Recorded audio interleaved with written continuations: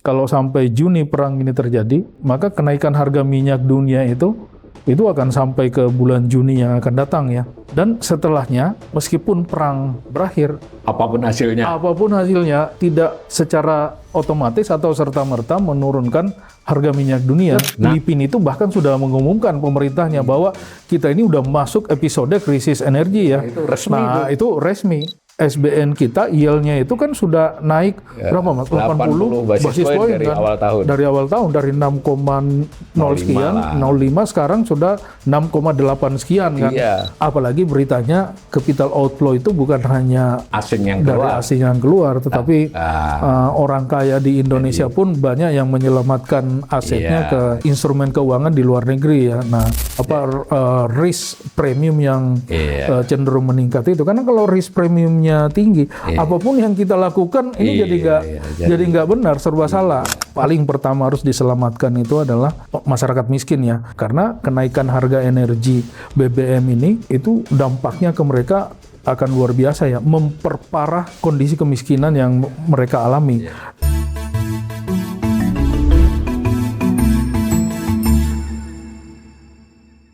Salam cerdas, Ibu Bapak, saudara-saudara yang saya hormati. Berjumpa kembali dengan saya di kanal Awali Rizki dalam sesi Ngobrol Ekonomi. Kali ini saya ditemani oleh sahabat saya, Dr. Muhammad Sarkawi Raup. Saya sebut komplit ini. Mas Sarkawi ini, beliau ini dosen di Unhas, juga pernah diberi amanah menjadi ketua komisioner KPPU ya. Dan di kanal ini sudah menjadi narasumber tetap.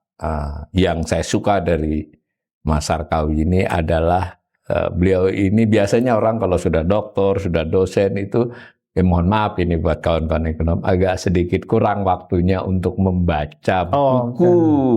Buku loh ya, kalau berita beliau ini masih rajin baca, sehingga tulisan-tulisannya itu banyak mengutip, menggarisbawahi lah beberapa buku. Itu yang saya suka, yang beda dari banyak ekonom termasuk saya.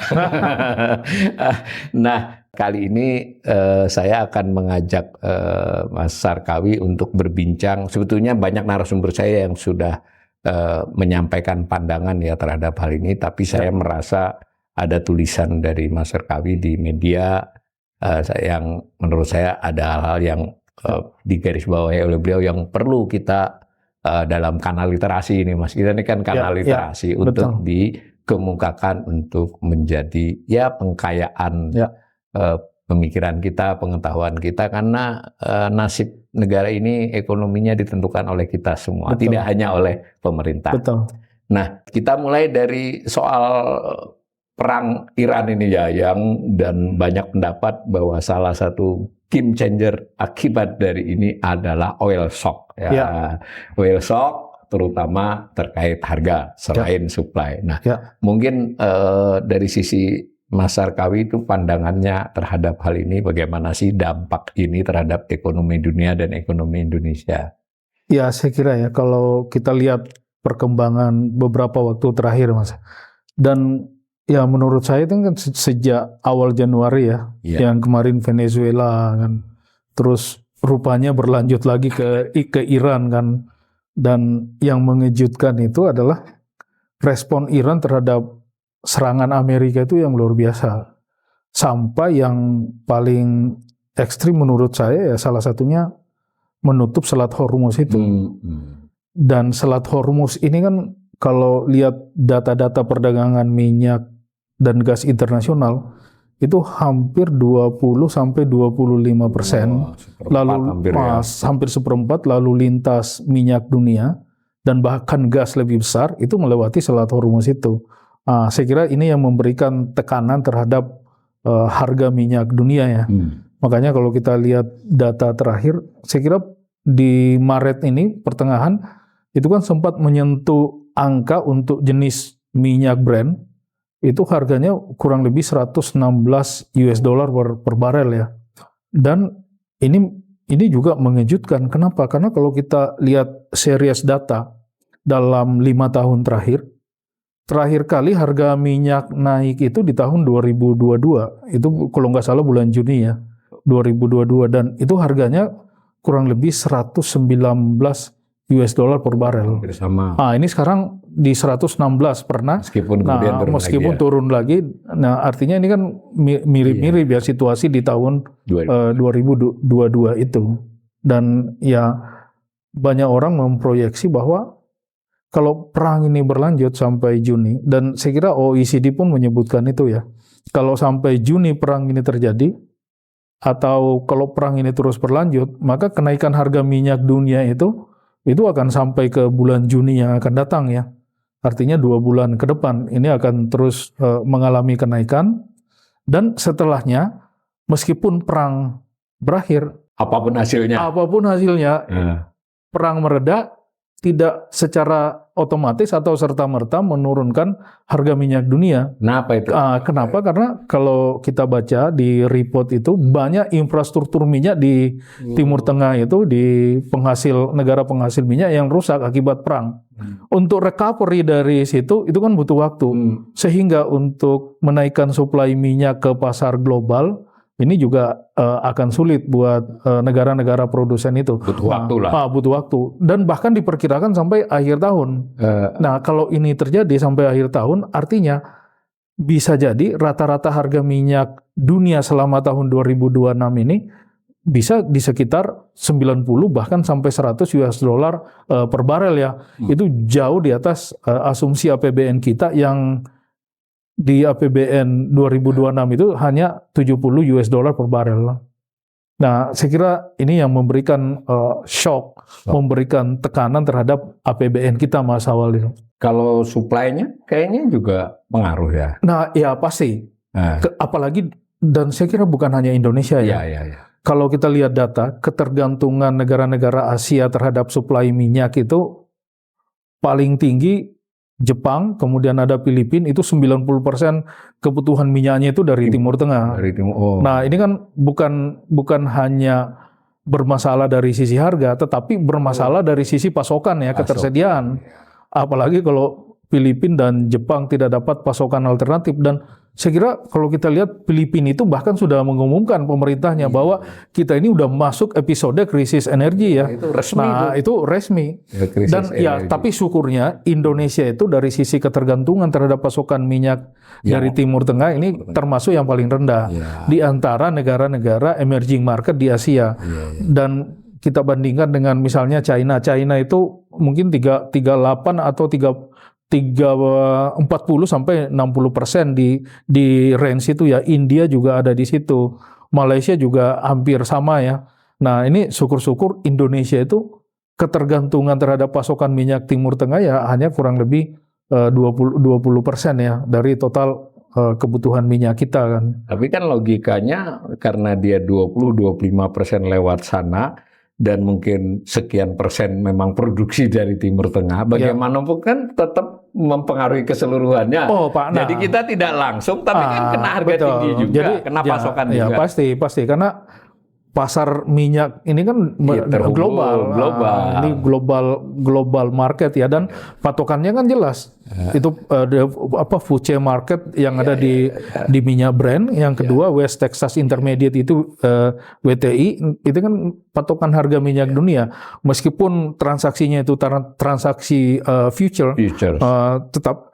Tetapi itu menjadi patokan dalam hal transaksi minyak secara internasional ya di spotnya. Dan ya saya kira kalau ini naik ya pasti tetap aja kita pasti terpengaruh. Nah, kalau saya lihat di tulisannya Sarkawi itu juga disebut-sebut tuh pengaruhnya secara umum terhadap ekonomi dunia, jangan Indonesia dulu, bagaimana itu Mas Gambang? Ya pasti ya, karena gini. Kenapa orang khawatir ya terhadap situasi ini, dan kekhawatiran itu kan sangat besar. Kenapa? Karena ada pengalaman masa lalu, Mas. Nah, pengalaman masa lalu itu pertama di tahun 70-an kan. Ya 72 sampai 75 itu kan ada perang Yom Kippur itu. Itu perang Arab Israel yang melibatkan negara-negara Eropa akan membantu Israel pada saat itu. Dan yang dilakukan oleh negara-negara produsen minyak di Timur Tengah itu adalah embargo minyak kan. Artinya berhenti memasok minyak ke negara-negara Eropa, bahkan Amerika atau ya lawannya mereka lah. Ini yang membuat harga minyak dunia naik luar biasa signifikan ya, dan ini yang menyebabkan resesi pada saat itu ya. Kemudian yang kedua itu tahun 80-an terjadi lagi kan, tahun 85, dan itu mulainya dari Iran mulai dari revolusi Islam Iran tahun 79 kan, dan ini berlanjut terus sampai tahun 85. Dan ini membuat harga minyak dunia juga naik secara signifikan, dan ini ya ujung-ujungnya kan resesi dunia ya. Untuk dunia. Dan ya saya kira dua pengalaman krisis yang terjadi di masa lalu ini membuat ya krisis sekarang di Timur Tengah, penutupan Selat Hormuz, kemudian berhentinya logistik minyak lewat Selat Hormuz ini membuat banyak orang khawatir jangan-jangan situasi ini sama dengan pengalaman masa lalu itu tahun 70 dan 80-an. Karena tempat dan para pihaknya agak mirip ini. Hampir sama kan, hampir sama. 79 Iran. Kemudian di 70-an, 72, 75 ini seluruh negara Arab ya. Dan saya kira kalau eskalasi perang ini terus meningkat, ya mau tidak mau United Arab Emirates, kemudian Qatar, Bahrain, Saudi Arabia, Irak, Kuwait ini kan akan terlibat di dalam perang. Dinamis ini, semula dikira semua musuhin Iran, tapi ternyata enggak juga. Ternyata enggak juga. Agak dinamis ya. Irak sudah declare bahwa ini, meskipun ini milisi tapi kan ini sangat jelas berpengaruh. Jadi dunia memang ekonominya jelas risikonya meningkat. Ada enggak Pak? Kan biasa tuh lembaga-lembaga internasional membuat proyeksi-proyeksi itu. Apa proyeksi mereka terhadap kondisi ini? Ini sama nih. Tahun 2023 Fitch Rating Agency itu membuat proyeksi ya. Karena waktu itu kan di 2022 kan terjadi kenaikan harga minyak tuh. Nah kemudian itu kan meskipun tidak langsung turun, tapi mereka membuat proyeksi-proyeksi, simulasi-simulasi terhadap ya ini kan ada perang juga tuh, Israel nyerang Iran kan. Nah proyeksinya terhadap kenaikan harga minyak itu mereka menggunakan Oxford model itu ya. Simulasi lah simulasi. Ya. Ini belum tahu ada perang. Belum tahu ada perang. Geopolitiknya agak panas di sana. Mereka menemukan kalau setiap 10% kenaikan harga minyak dunia itu akan berdampak langsung terhadap pelambatan pertumbuhan ekonomi ya. Baik ini Fitch rating. Itu sebesar 0,4 di negara maju maupun di emerging market ya. Ini terhadap growth. Nah, terhadap inflasi juga sama. Jadi setiap kenaikan 10% harga minyak dunia yang mereka proyeksi simulasikan itu akan menaikkan inflasi 0,1 sampai 0,9. Nah, ini bervariasi antar negara tergantung tingkat sensitivitas pasar domestik masing-masing negara itu terhadap kenaikan harga minyak dunia. Dan ya syukur lagi nih sedikit. Ini agak menggembirakan karena yang paling sensitif itu kan Eropa ya rupanya itu sampai 0,9. Kebutuhan energi mereka memang luar biasa. Luar biasa. Dan mereka nggak menghasilkan minyak sama sekali. Nah Indonesia itu ya hampir-hampir di sekitar 0,1, 0,2 efek terhadap inflasinya ya. Mungkin karena kita masih punya produksi minyak sendiri.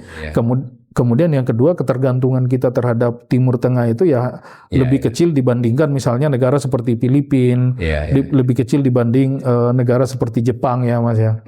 Padahal itu proyeksi sebelum perang ya. Sebelum perang, itu sebelum perang. Itu yang dilakukan oleh Fitch Rating, itu bahkan tahun 2023 Mas. Mereka lakukan proyeksi itu. Ini OECD baru aja buat rilis. Saya tidak baca, saya baca beritanya saja. Itu mendowngrade proyeksi pertumbuhan sebelumnya baik global dan termasuk Indonesia. Itu ada nggak kaitannya dengan ini? Ya pasti ya. Karena kalau kita lihat ya, sekarang rata-rata anggaplah ya dalam sekian lama ini harga minyak dunia kan konsisten di atas 100 US dollar per barel ya, baik untuk Brent maupun West Texas Intermediate itu ya.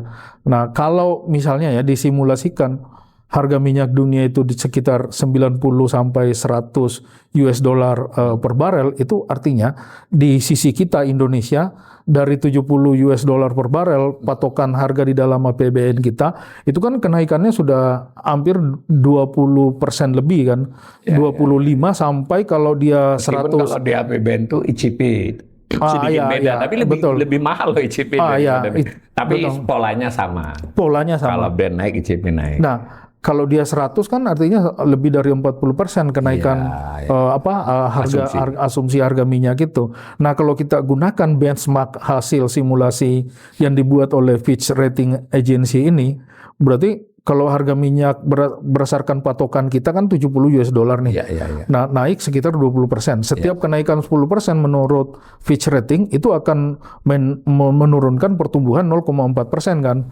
Berarti kalau dia naik 20%, 0,8 dari proyeksi pemerintah misalnya anggaplah 5,4% kan. 5,4 dikurang 0,8 itu kan sekitar 4,6 harusnya ya. Itu kenapa OECD menaruh 4,8. Artinya dengan range harga minyak di sekitar 90 US dollar per barel, OECD pun di interim reportnya per Maret 2026 ini masih sangat optimis terhadap proyeksi pertumbuhan ekonomi kita kan. Kita masih dianggap resilient. Karena mereka memproyeksi 4,8 kan. Kalau kita pakai simulasinya Fitch Rating, setiap 10% menurunkan 0,4% growth.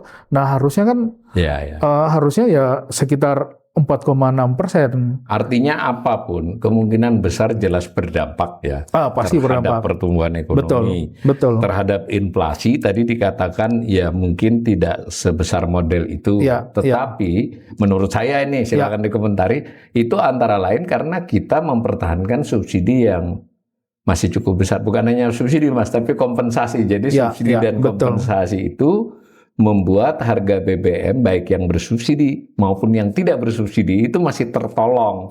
Akibatnya inflasi tidak sensitif di tempat yang melepas. Kalau ternyata ini kan bergantung pada fiskal pemerintah. Kalau fiskal ini umpama ya pemirsa, ini kan mau nggak mau kita harus utarakan.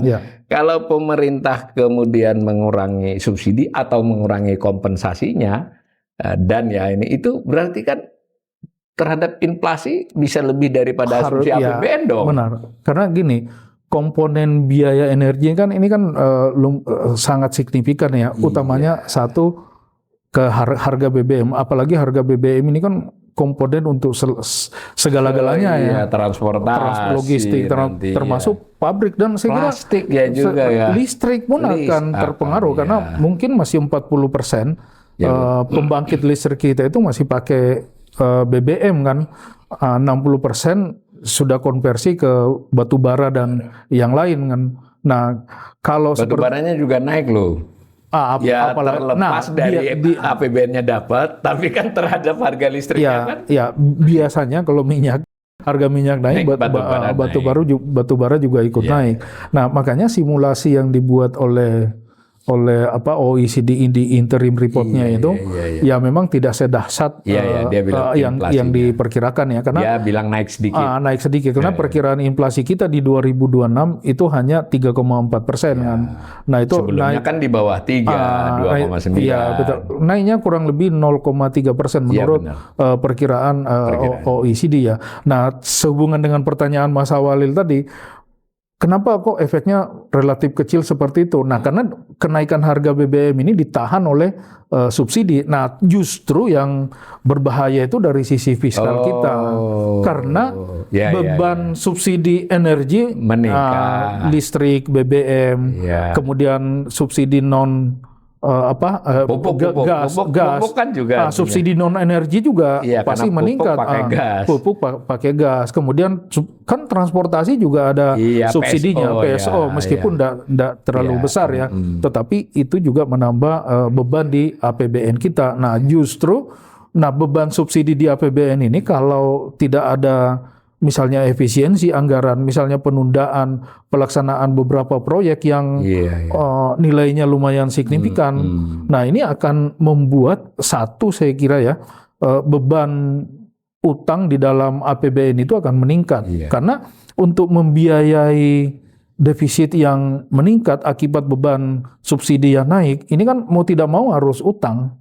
Nah, utang sekarang dalam kondisi seperti ini juga sulit kan? Banyak negara yang butuh ini. Banyak negara yang butuh. Ya, banyak Makanya negara yang supaya laris, yield-nya harus tinggi kan. Bunga bersihnya naik. Bunga bersihnya. Makanya kalau lihat data SBN kita, yield-nya itu kan sudah naik berapa Mas? 80 basis point dari kan? awal tahun. Dari awal tahun, dari 6,0 sekian, lah. 0,5 sekarang sudah 6,8 sekian kan. Iya, Nah, benar. dan ini kan mendekati asumsi APBN 6,9. Nah, ini kalau lewat lagi ada hitungannya kan lagi. Dan yang paling gawat itu persepsi resiko terhadap kondisi APBN fiskal lah, kita. Nah, itu kan yang berbahaya. Jadi bukan hanya soal angka-angkanya, tapi benar. persepsi ya. Persepsi resiko. Karena yang ini kan orang yang mau beli surat utang ini kan investor ya, baik dalam maupun luar negeri melihatnya persepsi ini ya. Itu yang bahaya. Begitu juga orang mungkin pegang dolar, itu karena persepsi kan. Jadi pukulannya terhadap nilai tukar dong juga. Pasti, makanya Mas, satu tadi ya, beban utang akan naik, ya kan. Kemudian pasti kita nyari utangan baru. Nah, kalau nyari utangan baru, ini otomatis debt to GDP ratio kita kan akan naik lagi nih. Kalau nggak salah sekarang sudah sekitar 40,46% itu ya. Nah, 40,6% ini kan mendekati 60, ini road to 60%. Tapi konsensus beberapa ekonom itu menyebutkan bahwa batas psikologisnya itu di 40%. Ini debt to GDP ratio. Lewat itu orang udah mulai was-was nih. Persepsi lagi. Ini persepsi lagi. Ini bisa bayar utang nggak nanti? Itu lagi. Kan? Yang kedua, yang paling gawat itu adalah keseimbangan primer kita yang selalu primary balance kita yang selalu negatif kan. Artinya apa? Kita selama ini rupanya bayar utang pakai utangan baru kan, utamanya di bunga utang kan. Utang dan bunga utang dua-duanya. Utang dan bunga utang itu kita bayar pakai utang baru. Nah, artinya kita sudah masuk di dalam siklus jebakan utang lah, sederhananya quote and quote ya. Benar. Terjebak ya, jebakan utang lah. Itu juga membuat persepsi resiko semakin tinggi itu terhadap perekonomian kita. Dan yang gawat Mas, DSR. Debt service ratio. Rasio beban utang. Rasio beban utang. Jadi berapa utangnya kita, berapa pendapatan kita dari misalnya ekspor dan ini kan yang mempengaruhi persepsi orang terhadap kita karena DSR kita kan sudah mungkin sekarang sudah 46, berapa persen itu ya. Hampir 47 lah. Hampir 47%. Nah, 47% ini artinya apa? Hampir separuh dari pendapatan kita itu digunakan untuk bayar utang kan? Utang dan bunga utang. Utang dan bunga utang. Nah, ini kan menunjukkan bahwa kondisi fiskal kita tidak baik-baik saja. Tidak baik-baik saja. Belum krisis tapi tidak baik-baik saja. Nah, artinya Mas, persepsi resiko terhadap kondisi fiskal kita yang kurang bagus. Nah, artinya ada isu yang terkait dengan fiscal sustainability, sejauh mana kita mengelola kondisi fiskal kita atau sejauh mana kita disiplin ya. Ya, utamanya di disiplin kalau fiskal. Kalau nggak penting-penting banget jangan belanja. Kayak keluarga juga. Benar. Nah, disiplin fiskal yang buruk itu membuat persepsi resiko yang tinggi dan itu yang kemudian membuat nilai tukar kita selama ini berfluktuasi dan cenderung melemah dan bahkan sampai di angka 17.000 kan. Iya, padahal kata BI harusnya berdasarkan fundamental 16.000. Berarti 1.000-nya itu orang premi resiko kan, berjaga-jaga. Kan gini Mas, premi resiko itu kan ini investor bersedia memegang aset dalam rupiah. Dengan catatan ada premi resiko, ada tambahan yang dia menduga akan melemah. Benar, ada tambahan income atau tambahan revenue yang dia peroleh dengan memegang aset yang kita punya kan. Nah, itu sebagai berjaga-jaga kalau jangan sampai ada pelemahan, apalagi ditambah lagi misalnya dengan outlook negatif terhadap kondisi utang kita kan. Nah ini kan semua membuat premi risiko Kayaknya kita kalau menjadi saya nggak tinggi. salah, Moody's dan Fitch itu sangat menekankan betul bahwa salah satu kunci pembenahannya agar menjadi stabil lagi itu adalah disiplin fiskal ya. Makanya Mas, ini saya baca satu jurnal ya, hasil riset itu di Brasil ya. Ini tahun 2002. Pada saat itu Presiden Lula kan baru mencalonkan kan, dan narasinya kan luar biasa tuh bahwa misalnya utang ini kita nggak percaya dengan lembaga-lembaga internasional dan segala macam, dan ya hal-hal seperti itu yang dikemukakan ke publik ini membuat lembaga-lembaga pemeringkat seperti Moody's, Fitch, S&P itu benar-benar menurunkan outlook utang Brasil dari pada waktu itu dari stable ke negatif juga. Mirip kita. Mirip kita sekarang. Dan setelah Lula terpilih, malah yang terjadi itu downgrade. Itu yang membuat resesi, itu yang membuat dan itu dampaknya utamanya ke nilai tukar. Nggak ada orang yang mau megang Brazilian lira itu kan. Dan saya kira itu yang terus bergulir dari krisis mata uang itu kemana-mana. Betul. Nah ini yang harus kita antisipasi. Nah, utamanya yang berkaitan dengan persepsi resiko itu. Persepsi risiko. Dan kalau kita lihat ya, misalnya ini ada jurnal tuh yang saya lihat di ini. Ini untuk ini mata uang Italia di tahun 9 sebelum mereka bergabung dengan euro kan. Nah itu ada hasil riset. Jadi kondisi fiskal di Italia yang buruk dengan debt to GDP ratio yang tinggi, kemudian disiplin fiskal yang buruk pada saat itu membuat mata uangnya berfluktuasi luar biasa tuh. Nah, terus channelnya lewat mana? Kok fiskal polisi bisa mempengaruhi exchange rate. Nah, itu melalui risk premium channel ya.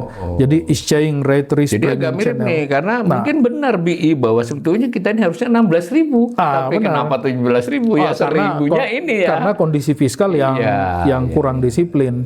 Nah, saya kira ini yang harus benar-benar diantisipasi oleh pemerintah ya. Bagaimana caranya merapikan kembali situasi kondisi fiskal kita yang membangun sentimen positif, persepsi positif. Betul. Bahwa ini kondisi begini, pemerintah memang kelihatan bersiaga, berbenah, kan seperti itu ya. Dan persepsi positif itu nggak mungkin hanya dibangun dengan narasi. Harus kebijakan, tindakan nyata.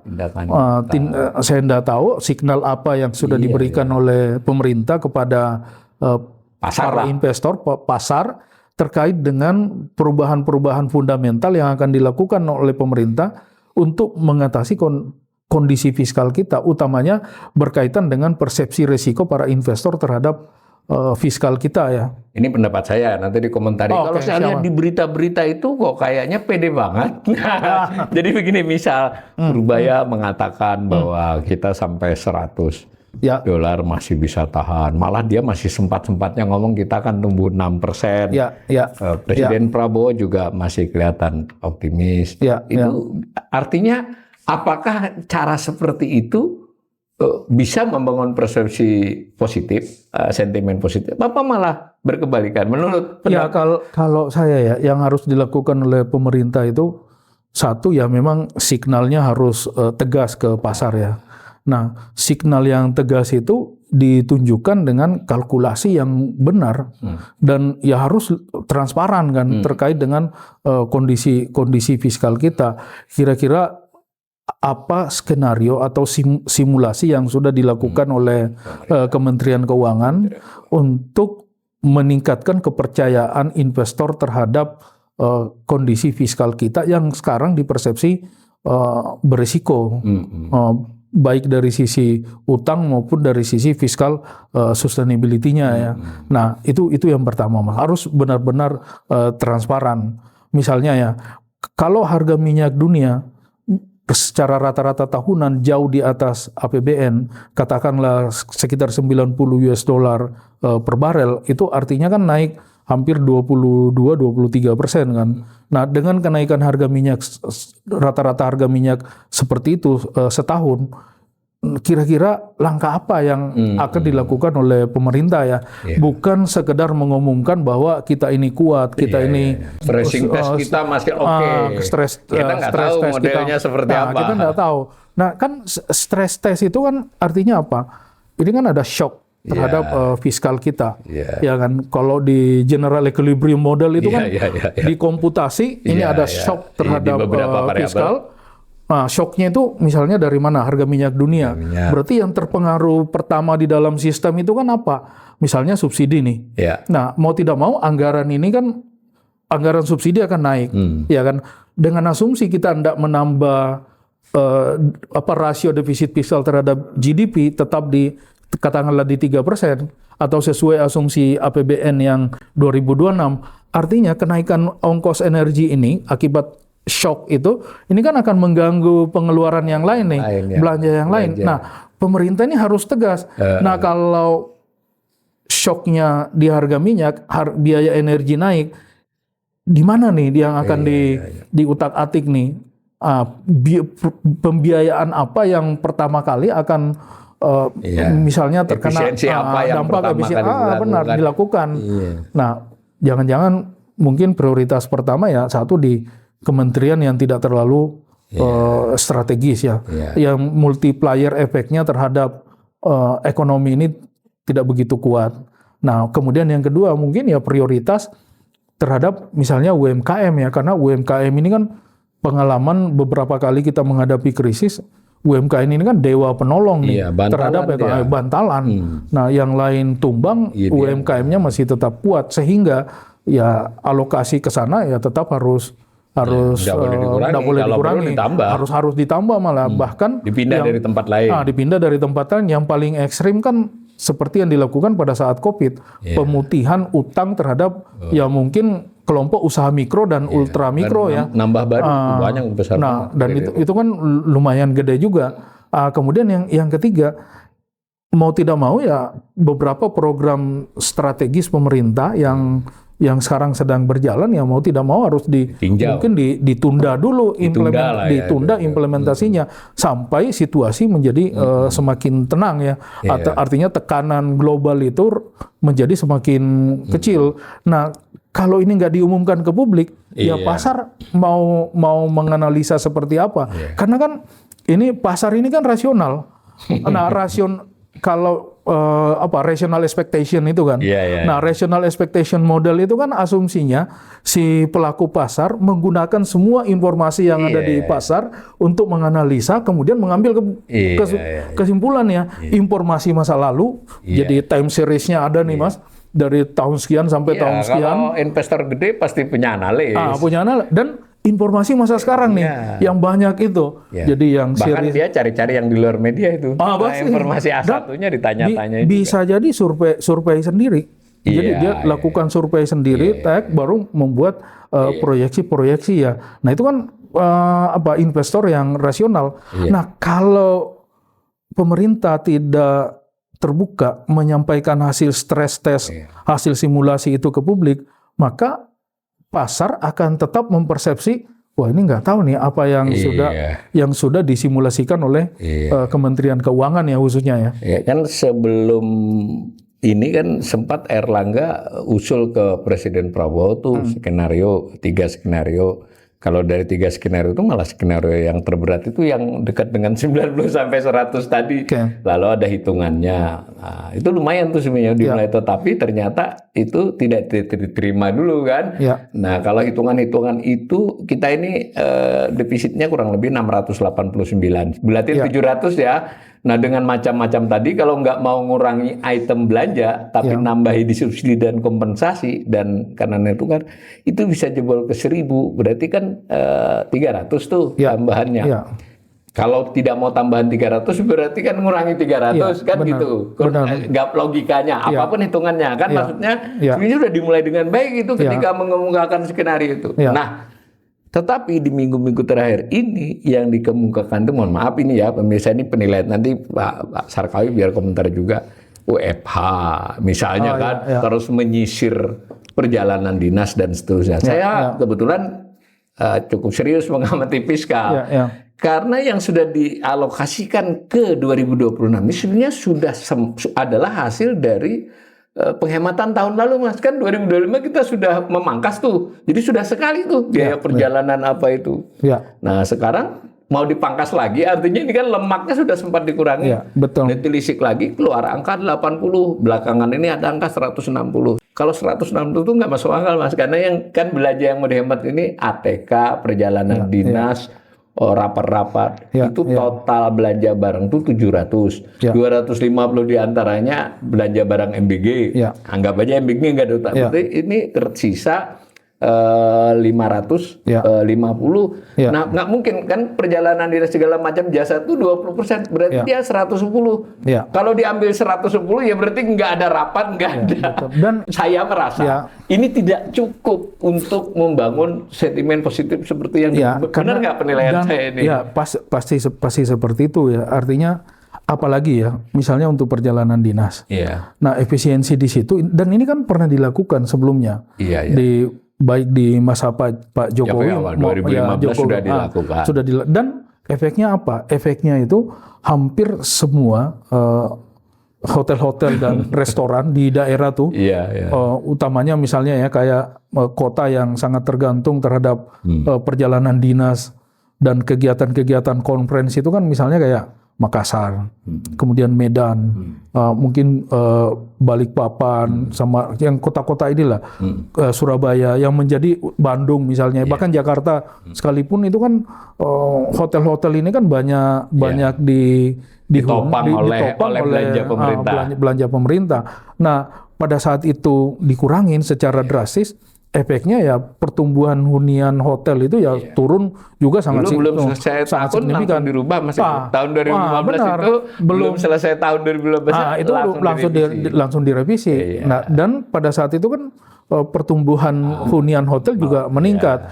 Dan jangan salah, hampir semua daerah-daerah kita nih di provinsi besar, kontribusi sektor perdagangan itu ya pasti nomor 2 terhadap PDB kita dari sisi produksi ya, dari sisi supply.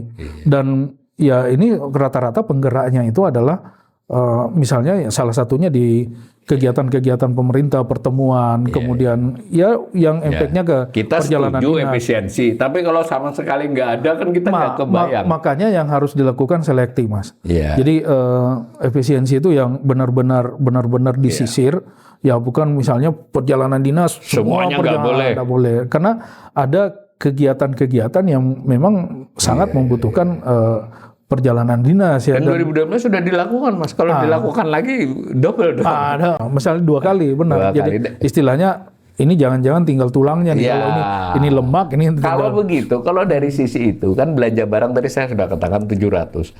Ini khusus belanja barang ya, bukan seluruhan MBG. Belanja MBG-nya 250. Mending itu dong yang harusnya ditinjau. Daripada yang perjadin ini hanya sekitar 120. Kalau dipotong 80, tinggal 40. Nah, ini menurut saya ini momentum juga ya sebenarnya bagi pemerintah untuk merapikan program-program strategis nasional. Jadi nggak malu lah ya. Jadi memang tekanannya besar. Ya mau dia apa lagi? Jadi ini titik awal untuk merapikan. Jadi semua isu-isu yang negatif terkait dengan misalnya MBG, Koperasi Desa Merah Putih, ini momentum untuk benar-benar merapikan menyisir. Kadang orang kesulitan kan membuat lebih teliti ya, lebih terbuka pikiran. Dan ini kan ada tekanan eksternal. Nah, terus kondisi fiskal kita memang tertekan, ya momentum ini harus dimanfaatkan, merapikan semuanya. Dan itu tadi ya, kalau ini dilakukan, sentimen positif itu besar kemungkinan bisa diperoleh. Persepsi tadi. Saya nggak tahu. Dibandingkan cuma WFH gitu kan, nggak kebayang. WFH itu sendiri bisa mengurangi dinamika ekonomi loh. Iya. Dan apalagi WFH-nya berlaku juga untuk sektor swasta ya. Nah, ini kan artinya produktivitas tenaga kerja kita itu akan berkurang ya. Menyelamatkan APBN tapi bisa mendorong pertumbuhan ekonomi. Bisa seperti itu karena manufaktur sektor kita ya bisa terganggu ya dengan adanya WFH itu. Karena kalau WFH artinya ya mungkin di pabrik itu kan akan disimulasikan nih. Kan nggak mungkin kalau pabriknya fisik ya nggak bisa WFH kan. Apalagi kalau kalau pabrik yang harus beroperasi 24 jam ya. Ini saya tadi menggarisbawahi itu sebetulnya kan pemerintah ini kayaknya pikirannya agak mirip nih dengan Bang Sarkawi tadi. Sebetulnya pengen bangun persepsi positif ya. Betul. Tapi contoh-contoh yang diberikan ini kayaknya nggak kuat ya. Ya. Kalau mau potong-potong yang lebih serius gitu. Betul. Makanya yang paling penting, misalnya ya, udah Pak Prabowo kan sudah bilang bahwa defisit APBN kita pertahankan di 3%. Nggak boleh melebihi itu. Karena kalau melebihi itu, persepsi resiko terhadap bisa melonjak, bukan naik lagi, dan itu bisa membuat kurs kita benar-benar bukan lagi 17.000, tetapi bisa road to, misalnya banyak orang yang menyebut bisa sampai 20.000 misalnya ya, dan itu bisa terjadi kalau persepsi resiko semakin buruk terhadap perekonomian kita ya. Nah makanya ya, kalau saya ya harus transparansi dari pemerintah itu. Jadi simulasinya seperti apa diumumkan bahwa langkah kita kalau ini shocknya seperti ini, nah maka penyisiran itu akan dimulai dari sini. Yang mana-mana aja yang mana-mana gitu, dan itu benar-benar diumumkan ke publik sehingga publik itu utamanya di investor ini yakin bahwa ini sungguh-sungguh pemerintah sungguh-sungguh mau berhemat. Benar, sungguh-sungguh pemerintah ingin menerapkan disiplin fiskal yang bagus ya. Karena ini kan bisa ngambil langkah ekstrim juga nih. Misalnya salah satunya misalnya ya, mau tidak mau BI misalnya mendorong ke arah udah kontrol arus modal misalnya ya. Capital control kan bisa seperti itu nanti. Dan capital control di situasi begini juga sulit karena banyak instrumen untuk pergi. Benar, ya apalagi kalau seperti itu ya banyak cara untuk keluar. Iya, kalau orang punya duit besar itu beda kan. Nah, apalagi beritanya capital outflow itu bukan hanya dari asing yang keluar, tetapi orang kaya di Indonesia pun banyak yang menyelamatkan asetnya ke instrumen keuangan di luar negeri ya. Nah, ini kan ini alarm juga nih yang kurang oke buat kita karena residence kita saja tidak begitu trust, tidak yakin dengan cara kita mengelola ekonomi. Nah, saya kira ini yang harus benar-benar diantisipasi nih. Risk premium yang cenderung meningkat itu, karena kalau risk premiumnya tinggi, apapun yang kita lakukan ini jadi nggak benar, serba salah. Padahal kita mungkin melakukan beberapa langkah yang benar, tapi di mata pasar, di mata investor, wah ini mah langkah-langkah terlalu kecil ini kan. Apalagi Moody's dan Fitch itu sudah menggarisbawahi ya bahwa penurunan outlook utang pemerintah itu lebih disebabkan karena kondisi fiskal yang tidak disiplin. Misalnya kurang disiplin ya. Nah, artinya apa? Pemerintah ya harus ya lagi-lagi mengumumkan bahwa ini langkah yang sudah kita lakukan untuk menjawab kekhawatiran Moody's itu, sehingga ya outlook yang negatif tadi ya tidak benar-benar kita terdowngrade ya untuk sekian bulan yang akan datang ya. Saya nggak tahu jangan-jangan waktu dekat Moody's akan kalau normal dia tuh 12 bulan, tapi kalau nggak normal bisa 3 bulan 6 bulan dia langsung melakukan. Kalau pengalaman Brasil itu kurang dari setahun dia kalau setahun itu kalau normal dia lakukan ini. Ya, dia sudah mendowngrade. Jadi kita kunci ya, pendapat Bang Sarkawi ini sangat menggarisbawahi faktor persepsi atau sentimen positif. Persepsi atau sentimen positif dari pasar, khususnya investor domestik maupun luar negeri, ini tidak bisa dijawab hanya dengan press release, keterangan pejabat, apalagi kalau keterangannya berubah-ubah misalnya. Tetapi harus diperlihatkan dengan kebijakan-kebijakan yang nyata dan kelihatan mau ngapainnya. Nah, itu kebaca positif. Tadi sudah diberikan berbagai contohnya. Jadi mungkin sebagai penutup, Mas, beberapa kalimat saran kepada pemerintah ini? Ya, saya kira yang pertama ya, dalam situasi seperti ini yang harus segera yang paling pertama harus diselamatkan itu adalah masyarakat yang berpendapat, masyarakat miskin ya, middle low itu. Karena kenaikan harga energi BBM ini, itu dampaknya ke mereka akan luar biasa ya, memperparah kondisi kemiskinan yang mereka alami. Nah, itu yang pertama. Yang kedua, kelompok kelas menengah pun ini harus diperhatikan dengan berbagai karena pasti goyang. Kenapa? Karena kelas menengah kita itu dari sisi pendapatan itu kan berada di sekitar garis kemiskinan, hanya kan? Di atasnya sedikit. Di atas poverty line itu sekian rupiah ya. Nah, artinya terjadi tekanan eksternal yang mempengaruhi harga, mempengaruhi konsumsi mereka, ya mereka tiba-tiba masuk ke dalam kelompok miskin. Nah, yang ketiga yang paling penting lagi adalah UMKM, Mas. Usaha mikro, kecil dan menengah, utamanya mikro dan ultra mikro ya. Bagaimana mereka tetap bisa berjualan, bisa berbisnis. Nah, mereka susah sedikit nggak apa-apa, tapi jangan sampai hancur. Nah, dan saya kira konsennya itu satu, mungkin yang paling ekstrim tadi tuh yang saya bilang, pemutihan utang. Pemutihan dan boleh dapat lagi. Harus boleh dapat lagi. Iya, kalau diputihkan nggak boleh dapat lagi, sama saja dia. Kemudian ini subsidi bunga untuk usaha mikro kecil itu ya ini juga harus dipertahankan, dan saya kira ini bagian dari upaya kita untuk menyelamatkan yang paling merasakan dampak dari external shock berupa kenaikan harga minyak itu, Mas. Demikian ya. Jadi Mas Sarkawi sudah berbincang ke kita tentang keadaan dan beberapa rekomendasi beliau. Mudah-mudahan memperkaya informasi pengetahuan dari para pemirsa. Sekali lagi seperti saya katakan di awal, masa depan ekonomi negeri ini tidak hanya menjadi tanggung jawab pemerintah, tapi tanggung jawab kita bersama. Mudah-mudahan juga pemerintah lebih mau mendengar baik pendapat ekonom maupun pendapat dan aspirasi masyarakat. Terima kasih, Mas Sarkawi.